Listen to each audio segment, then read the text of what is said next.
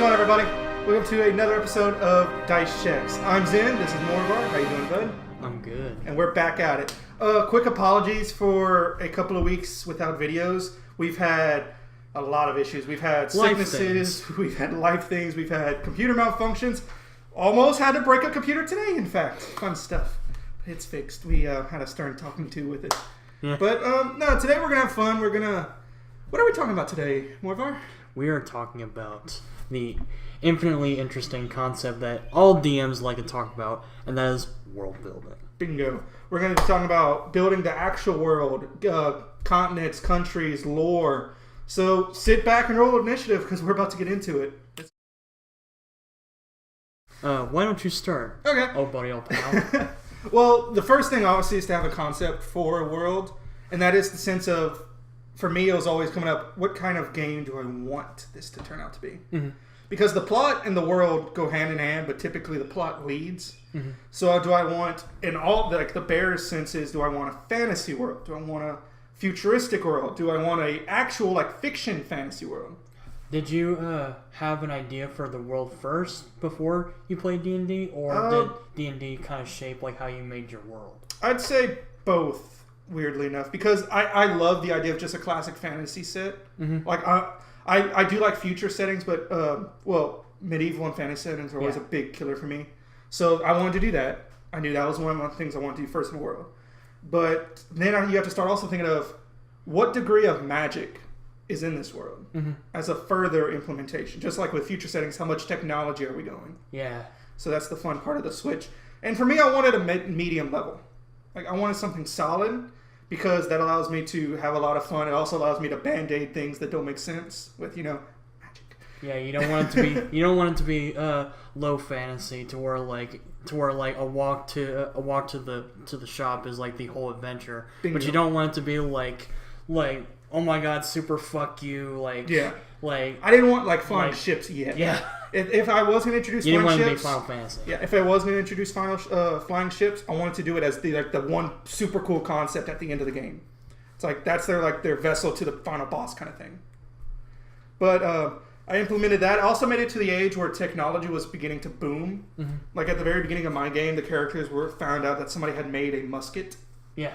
So it was a build off on those two. And then right now, Magic is still in the lead, but I'm curious if with the players' input, if one's going to start trying to beat the other. Oh, okay. So it's like a kind of like a technology versus like mysticism type of yes type and of deal? No. It's not to the point where they're head to head yet because one is just now booming. So I'm curious though how the players are going to try and see if they're going to try and mess with that. But that's the first thing. That's the first step I did. Mm-hmm. Then I started actually making the world, which as you've seen from a couple of my maps is really fun. Yeah. You start building the world as you want. I try to make it realistic.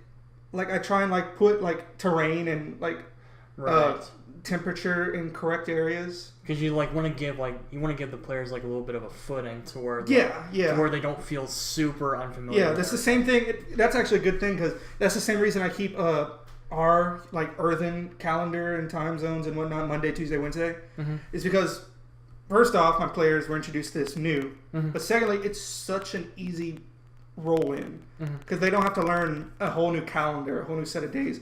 If you do that though, props because it's a really cool idea. But it's simple for them. They can say, okay, we have to get here by Thursday. That's 3 days away. That's it. Like there's no thinking, having to pull up a chart. Yeah. Got it. Now, I'm sound like I'm downplaying that though, but it's actually a really cool thing to come up with that. It's just a lot more work on both ends. Yeah.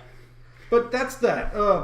Once you get with that, I started to trickle in countries and some history between countries. Actually, Matt Colville made me re-revolutionize my world because when I originally made it, it was so peaceful. Everybody was friends. Screw that noise. I started making conflicts. Realistically, I started having countries fighting each other. There were still a couple of peace treaties and a couple of free things, but it got pretty nasty. Because if you have no concept, then there's no point in telling a story there. Or no conflict. Yeah, I understood what you meant.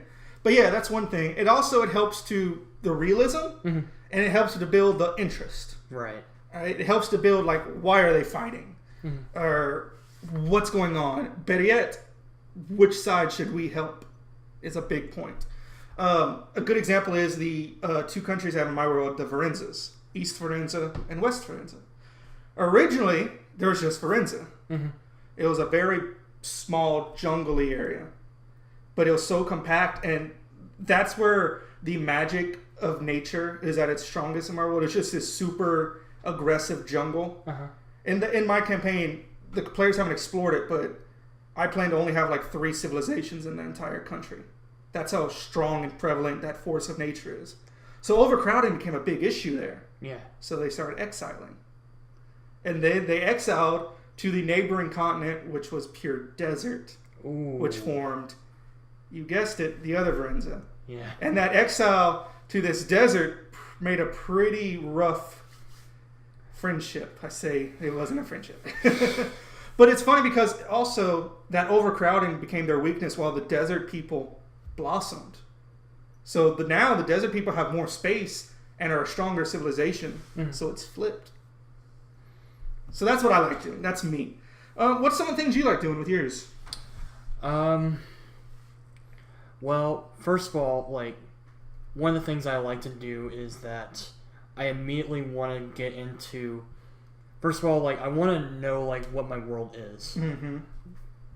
Because, like, the quicker you understand your own world, the quicker you can start finding the problems. Oh, of course. Every DM needs to believe in their own world. Yeah. If you don't believe in it, your players will never believe in it. Yeah, true. So you have to try and make it as good, realistic for you as you can. So, like, one of the problems that I ran into, or not necessarily problems, but, like, one of the... Issues? Not necessarily an issue, because, like, it's not really a gameplay situation. Thing. Yeah. One of the things that I found that my world lacked was a lack of fantastical creatures. Okay. And you know me, like, throughout the years, I've been obsessed with, like, werewolves and all that. So I'm like, hell, why not? Let's have, like, a family of werewolves and, like, let them be assholes. Yeah, I liked yours because you set it up to be a very political, faction-y campaign for your game. It was basically a Game of Thrones thing. Yeah, and that was really cool because factions are tricky to pull off, but when they're done right, they're some of the biggest hooks you can come into because people start picking their factions. Mm-hmm. And that's really cool. If I had to classify my type, I'd say just kind of narrative. Yeah. So I think you actually chose a winning concept with the factions with that over mine. But honestly, the world that I used in this past D&D game that I was in, it's a heavily modified version of like of a world that I already had, like previously. Mm-hmm. Now. You know, like, all about this place. Oh yeah, I've spoken about this way before D&D was even a thing for us. And this world is like the direct result of like me like going back to that because I mean I never want to like leave my own creations. Oh, of course. When me and him were kids back in like elementary and junior high, when we were younger kids. Yes, I mean we're still kids, you know. Well, I don't know. I mean we're legally adults, but no. Back then though, a lot of times we were. Like we'd be so engrossed with different things, games, movies, and whatnot, that eventually you and me just started writing for fun. Yeah. We both took it up about the same time. We just started writing stories for fun. And a lot of that creativity, I don't know about you, but I've pulled a lot from those old reservoirs. Yes. Enemies, villains, allies, from stories that with some redoing and some ageifying from, you know, a 12-year-old mind. Yeah.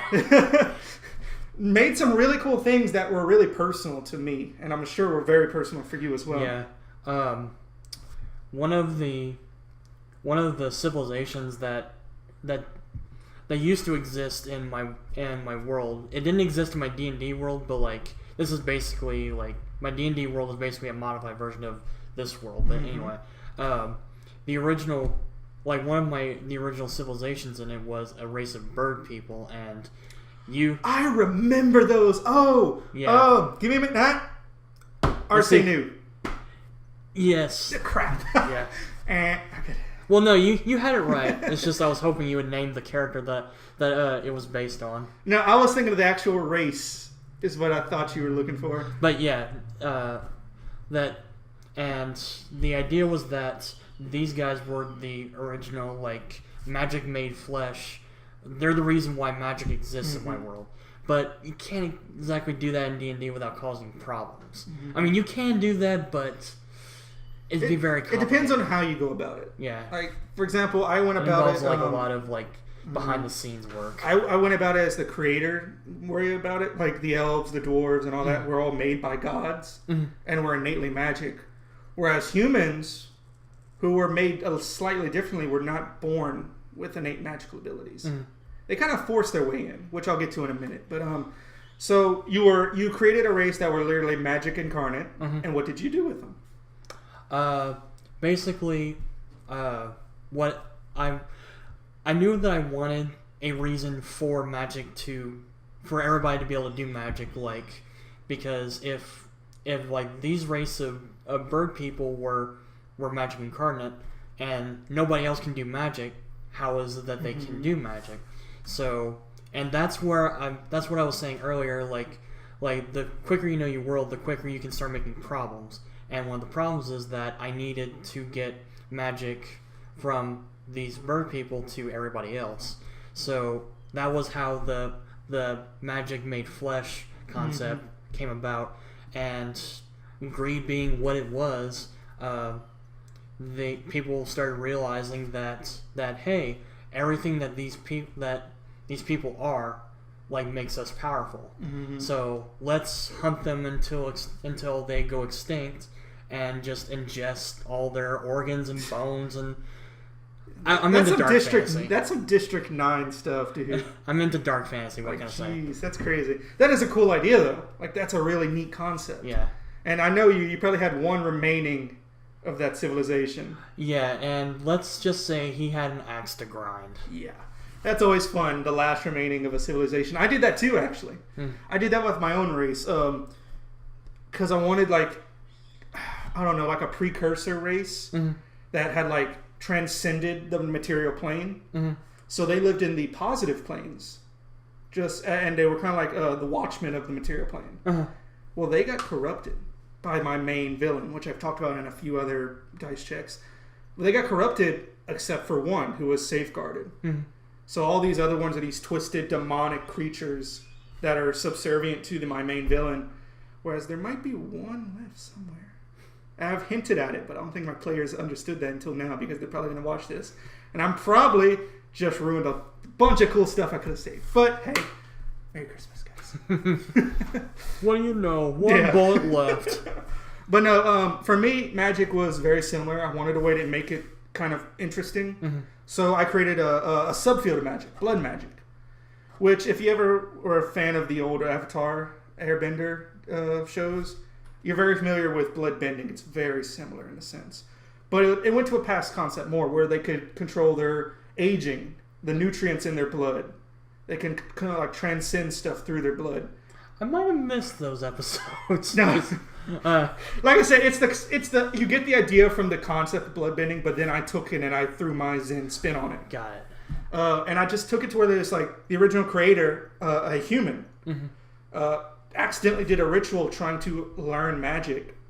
Because at the time, humans for my campaign were of lower caste. They weren't necessarily slaves, but they were always looked down on. Because, they couldn't do that. Fireball, whatever, light. They couldn't do anything. No magic ability whatsoever. And if you guys are familiar with fiction these days at all, you know that blood magic doesn't necessarily work too good in a situation. And remember that, because one movie too. But it wasn't the fact of they didn't know it or comprehend it, because the guy who started blood magic was a scholar's assistant. So he was a mage's assistant. So he was deep in the books, learning it and memorized it to the point where he was correcting his own master, secretly, of course. But lower caste. Don't want to say that in person. Don't say that in person if you're a lower caste. But eventually he decides that he's going to try and create a way to get into magic. Something goes wrong. All right? And to the point where he actually has to try and use his own blood as a material piece, which does something weird. It allows him to suddenly sense the magic abilities in people's blood and harness it. Kind of I liken to plucking strings from a spider web. And except that string pluck caused hemorrhaging. Oh my goodness. So he realizes this is a very bad thing, right?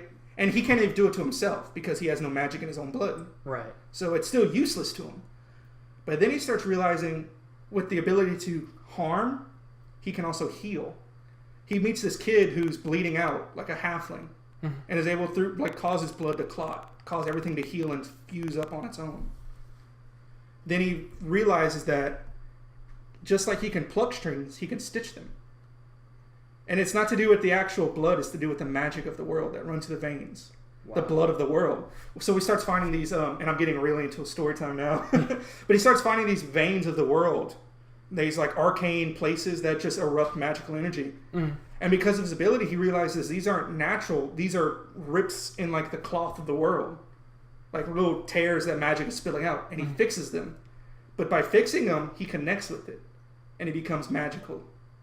Wow. And through blood magic, he's able to spread his own abilities through blood into the humans of the world. I have a question for you. Yo. Why haven't you turned this into a novel yet? Because I'm still using it in my players' books. Like... Because this is still going on. In fact, my players, I think like a month ago, ran into this guy. Alright? And he was eons old. But he had transcended life, death, and caring and all that. He was just this ancient being. He didn't need nourishment. He probably didn't even need air. Like, he was just sitting there as a watchkeeping. He was banished into the prison plane. Carcery, I think is its name. And by his own choice. Because people only saw the dangers of blood magic could pull. Which are very prominent, obviously. Yeah. But he didn't want that. He wanted him to be a tool to fix. And he compared it, it's very similar to like a butcher with a meat cleaver versus a doctor with a scalpel. Both can be done by the same person. It's the intent about it. And his intent was to use it for good. And he used it for good. One of my characters, Soren, had lost his finger to a riddle game with a hag. I remember you telling me about this. And this guy just simply regenerated it on the spot. So he's able to cast magic without even using actual abilities. Yeah. He can, but his blood magic is just so much more potent because he has now control of his own blood. It's really cool. It's kind of scary what he ended up doing, but he ended up, because the Prisma plane forbids leaving via magical means, like teleport, stuff like that. I even made it so like basic things like Dimension Door wouldn't work. Yeah. Blood magic is a loop around. So he was able to open portals and get the characters out of this banishment plane back into the real world. So it was really cool. They might encounter him again, but he did die. So who knows? I'm going to say this because I like to keep my players guessing. And like I said, I know one of you sons of guns are watching. Yeah, we know what you do. we read your comments. Yeah. But that's one of the things I like doing, was that gave me a really cool loop around for why magic worked with humans. It also gave me some really cool points, and also helped me flip a philosophy. Because the characters might realize, this isn't a bad thing, we're just taught it's bad. Yeah. And then it becomes a life lesson. But that's one of my big hookups of lore I did, was blood magic. And you, like I said, you did a bunch of factions. Some other cool things, though, that are very important is that with all this work, don't make everything filled with lore. And that sounds kind of productive. But think of it like, we had talked about in the first episode that you don't want to do everything in a day. Yeah, you want to be detailed with your game, but you don't want to be too detailed. This is double-pronged. First and foremost, so you don't kill yourself. Yeah. That's the first rule. But secondly, it leaves room for new things. And this is and this prong is also two-pronged. My ideas are constantly shifting. Sometimes I like things and next month I hate it, or vice versa. Right. And I have constantly new ideas, new inspirations. And everything locked down gives me a lot of hard places to put these things. So I keep loose ends that I can tie on later. To that same degree, having your friends doing one-shots in your world is a really cool feeling. So I like to leave a couple of open spaces in case one of them and they have approached me. In case they approach me, be like, hey, I want to run a game. Can I borrow your world? Yeah. Here. Those are good spots. Which one do you want to do? I'll tell you all about them. I can tell. I know the terrain, the temperature, and a little bit about the civilization for a lot of my undisclosed areas. That's it. The rest I fill in when I need. Or if I know they're coming up to it, they're going to visit it. I have some stuff I can just, pull from down under in case they try and, watch this. Hey, let's go here just to test him. I got prepared, but I'm not going to put everything in stone unless it's needed. Right. it also helps to, in kind of a weird way, it also helps to be, not super vague, but kind of vague whenever it comes to like air quotes wrapping up a situation. Yes and no. Like sometimes it helps, like the players, like you guys found the dude that was like stealing a whole bunch of jewels and whatnot. Oh no, an explosion! You all get out. They're all gonna be all like, okay, what happened to the guy? Oh yes, that's a good example. Detail is always important because, like I said, detailing brings your world to life. Yeah. But yeah, that kind of vagueness. Oh, totally. I do that constantly. And then like you can have it in your like mystical DM's bag of holding, this thing up here, and just throw it out whenever. Turns out that thief is now like a tyrannical overlord, and he's razed the city to the ground, all because you guys weren't careful enough. My players freed a magical doppelganger one time that was like disguised as a little girl, and it was like the creepiest thing. And they let it go, and then it teleported away, and they've yet to hear about it since. And just me bringing it up right now is probably causing a couple stresses. We're probably like, leaving like little future hooks like that are very fun. Just don't force them. Like that one you said is great, but don't force it. If your players just straight up got the guy on the ropes, let him die. Which leads me to my point about not having everything written in stone. Player interaction tends to throw everything you're doing flat upside down, right on its head. And we're gonna go more detailed on that in a future episode. But the grand scheme of things, though, it's actually for the better because what sticks was really solid, and a lot of times that flipping causes some really cool ideas to be turned up that you can now use. I get inspired from my players' actions all the time. Yeah. Like just this last session, one of my players decided to dispel an illusion of an enemy of theirs that got real close to him in public. And I had never thought about them trying that, and it worked brilliantly, and it scared him off. Yeah, it really helps to kind of flip the dynamic instead of the story being influenced by your character, or the other way around, and the story being influenced by your characters, or the characters being I get what you're saying. You guys, it's hand in hand. Like both lead the story for different things. Sometimes the players drive the story. Sometimes the DM drives the story. But all in all, it's a DNA strand of both people looking to get to the end. I mean, it's really cool. It's really fascinating, like how D&D is that living of a creature, that it changes and constantly from player and DM perspective and choices. Yeah, and we were talking about this just before we started recording. In the last 2 years, like D&D has just it's just I saw a Dungeons and Dragons commercial on TV the other day, and it freaked me out. That's scary. Just for the record, it's awesomely scary. it's amazing. Yes, it is. One other thing I wanted to touch up on. This was something I did all of my own. I made a compendium for my players, a lore compendium. This is chock full of my highlight lores of the world. This whole thing is backstory. Not just backstory. Well, yes, backstory, but for the world. This is nothing my players have messed with. A lot of this happened before the game even started. Like the filler that they've learned on their own or have been told. A lot of it they never learned, except because it's a history book, an encyclopedia, an atlas, everything. But it's also kind of like a yearbook for the DM. Helps them after the game or during the game to kind of go back and highlight some things that they loved about it. Like, I'm going to have this after the game. It's going to be a cool little treasure to make. Hey, I remember this. But if you ever make that novel. Yeah. Like this, the Goliath Pact of Vert. All right? This was, in my game, Goliaths were wholeheartedly very tribal in the beginning. And think of it like Viking invaders. Were trying to claim land. So they went to war with a particular country, and the country had 3 factions: elves, humans, and dwarves as the main population. Yeah. So each one elected a king or queen. Those 3 band together to form the trinity of the country. Like those 3 were now the rulers, and the armies band together to kind of usurp the Goliaths from the area. And that was all. And it's a Goliath Pact. Goliaths have a peace treaty and stuff like that. Pretty cool stuff.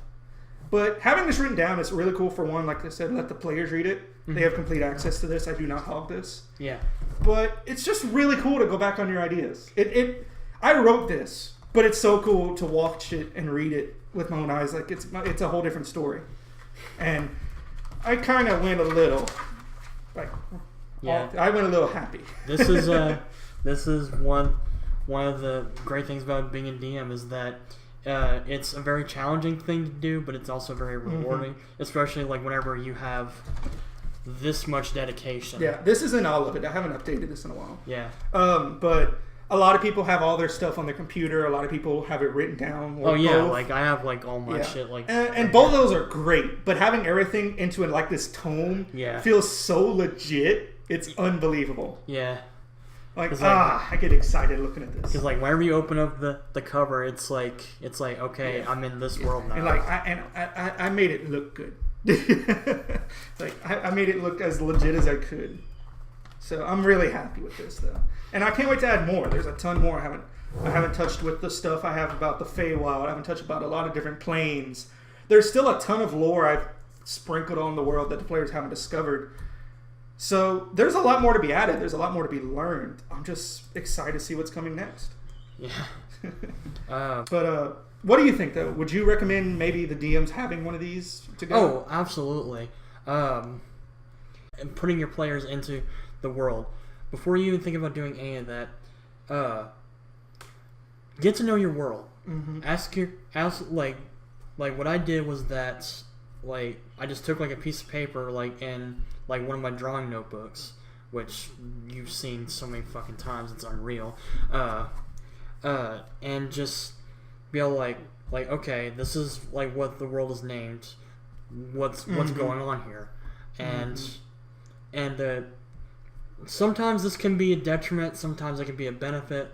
But what I did like to understand like how this could work in D&D is that first thing I did was make a world map. Yeah. I always start with that. That gives me a good inspiration. I mean, it can be a detriment because you're kind of like oh my god, like I don't know where to start. Like I don't you just get overwhelmed really easily. It can be a benefit though if you're the type of narrative lore heavy DMs like this guy, and you want to know you want to get to know the world and you want to bring that into the game, let your players know to where that they get invested and they're all like okay, we want to see what happens next. We want to know like who this guy is, or why does this chick look like this, or just whenever your players start asking questions like, and not gameplay related, but like asking questions about your world and all that, that's whenever you know that they're getting something special. I just had, as we were setting this up, I just had a friend of mine text me. He was playing a game and a character name that game and my game shared came up, and he's like, "Is this inspired from this guy?" It wasn't, but it reminded him immediately. So I know that caught interest to him. But that's pretty cool. If you have a problem, like if you're ever worried that you can't come up with a lot of cool lore or that you can't make a world, internet has everything you can hope for. Yeah. There's cartographer guilds if you have a hard time making world maps. There's like sites like Don John who will compose a actual map for you that you can kind of finagle with. You can be like me and take that and then Photoshop it more. For lore stuff, take from your favorite lore stories, your favorite video games, your favorite movies. Oh yeah. And if you really want, use a module. Those things are made really well nowadays. Come to think of it, the original concept for my world, like way back when, back when I was like 16 or 17. Wow. Was I really enjoyed World of Warcraft lore, and then I was like, I want to do that too. Like my take from what you love, because that will also translate to your want to do it. All right. A lot of my players get hooked when they catch references to video games they like, or not even references, just relations. Like they can see a relation. Maybe I put it, maybe I didn't. Yeah. And they immediately love it, and it works with you as well. If you enjoy it, they'll enjoy it, especially if you know them enough to where you get that. Which is my final point: is all of this is important, but it's not your own decision. You have to take in what the players want as well. They're the ones playing. Mm-hmm. All right, ask them right off the bat, what kind of game do you guys want to play? Like, you don't want to like go through all this trouble and then like your players are just a bunch of murder hobos that just want to, or even just simpler of they wanted to play a fantasy game and you're playing sci-fi, or vice versa. Yeah. Talk to them. Let them know. Compromise. The best thing about this game is it's based on communication. Mm-hmm. Use that. Talk to them. Let them know I'm comfortable doing this kind of game with this kind of world, this kind of conflicts going on. Are y'all cool with that? Yeah, we're cool with that. Okay, cool. What kind of magic are y'all looking at? Oh, we want a lot of magic. Oh, I don't know. This guy doesn't like a lot of magic. Okay, well, let's work in some in-betweens. Yeah. Talk to them. Your players will lead you on if you let them. They don't want to ever try and screw you over, minus that one guy. But he's identifiable. All know that one guy. You can identify him pretty easy. Yeah. But they want to have fun. Mm-hmm. And if you ask them to help you make them have fun, they're going to help you. Yeah. So that's a lot of spectrums of discussions in that one. Yeah, this is quite a longer video. That's good though. Yeah. That's awesome. So I think it's good enough. What do you think? I think we've done everything that we can. The alertness of a spider. Anyway. Spiders are very alert though.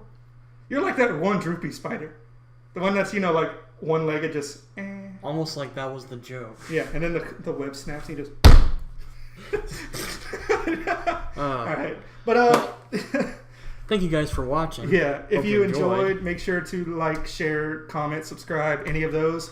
We're always very excited to hear what you guys think on these. But until next time, have a day by me. I'm Zen. This is Morevar. Take us home. Take it easy, guys.